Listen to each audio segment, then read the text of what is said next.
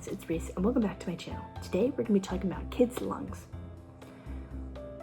Their lungs are like delicate balloons in a world full of pins. So basically like being with a bunch of Legos in front of you and there's no other path to take except the Legos. Today we're exploring the biology of how pollutants mess with pediatric respiratory health. From asthma spikes to prevention wins, this is eye-opening stuff for sure. And it closely relates to the beginning of a child's life. So let's dive right in. Here's a biology breakdown of this lung. So kids' lungs are still developing. The alveoli, the air sacs, multiply until age 8, making them super sensitive. Pollutants like PM 2.5, tiny particles, sneak past defenses, inflaming airways. This is commonly talked about in a lot of Southeastern Asian countries. They specifically refer to the pollutant as the main PM 2.5. You don't really hear a lot of that in the States, or at least I haven't heard anything like on the news where they're specifically talking about a certain pollutant, which doesn't really tell you much because it's like, what is the pollution? Anyways, in pediatrics, this links to higher asthma rates. Understandable, right? Biology shows it triggers immune releases histamines. There's a case study where in polluted areas in LA, about 20% of kids have smaller lung capacity. Ozone from cars oxidizes lung cells like rust on metal. Here's a fun fact. Secondhand smoke disrupts cilia that sweep out junk, and kids are 50% more likely to wheeze. Looking at all the pollutant effects, wider impacts or allergens like pollen amp up with climate change. Double whammy.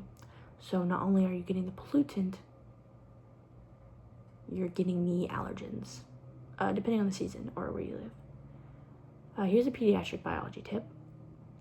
Vitamin E from genes. Research how to combat these allergies in your children, or if you are a child, research nutrient-rich foods to eat to kind of cancel this out. But to cancel it out, you would have to be a lot younger, because normally the beginning of the allergy is when you're most likely to be able to combat it, which is what my research project is all about, the gut microbiomes, being able to basically combat that, being able to fight back at an early age, hopefully prior to getting it and maybe even getting it. It's definitely harder when you already have it to get rid of it, but just being cautionary and taking those extra steps to hopefully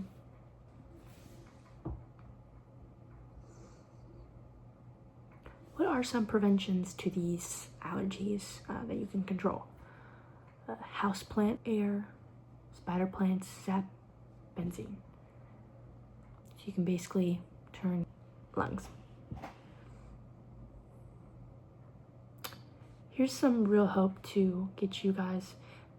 Here's some real hope. Studies show cleaner air policies cut pediatric ER visits by 15%.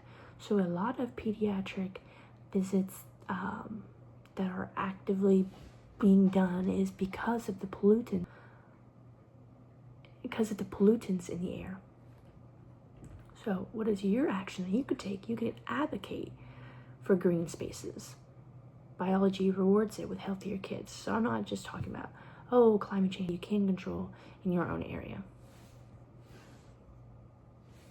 So I hope that you guys are more motivated to protect those little lungs, because you realize how much of the effects of the outside world can affect your children. Not saying don't to your house, but to maybe